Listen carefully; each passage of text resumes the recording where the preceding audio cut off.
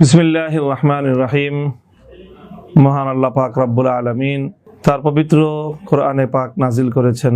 অন্যতম উদ্দেশ্য হলো মানব জাতির মধ্যে সাম্য এবং ইনসাফ কায়েম করা।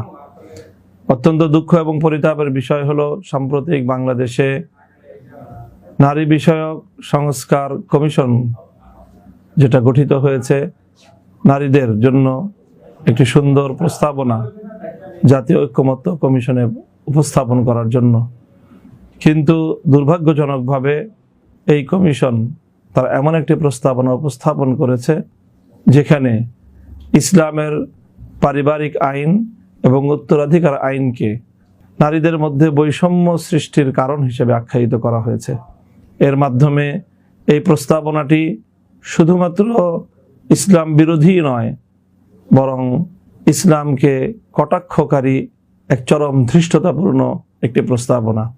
এই জন্য হেফাজতে ইসলাম বাংলাদেশ স্পষ্ট দাবি তুলেছে এই প্রস্তাবনা বাতিল করতে হবে। শুধু প্রস্তাবনাই নয়, বরং এহেন ধৃষ্টতাপূর্ণ কটাক্ষপূর্ণ প্রস্তাবনা যারা বাংলাদেশের মতো একটি ধর্মপ্রাণ মুসলমানদের দেশে করতে পারে, সেই কুখ্যাত কুলাঙ্গার নারী কমিশনকে বাতিল করতে হবে।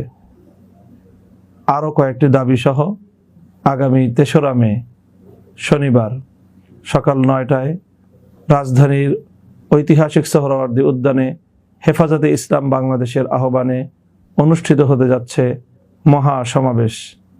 সেই মহাসমাবেশে আমরা থাকছি। আপনাদের সকলকেও ইমানি দাবি পূরণে এই মহাসমাবেশে যোগদান করার জন্য উদাত্ত আহ্বান জানাচ্ছি। আসসালামু আলাইকুম ওয়া রাহমাতুল্লাহ।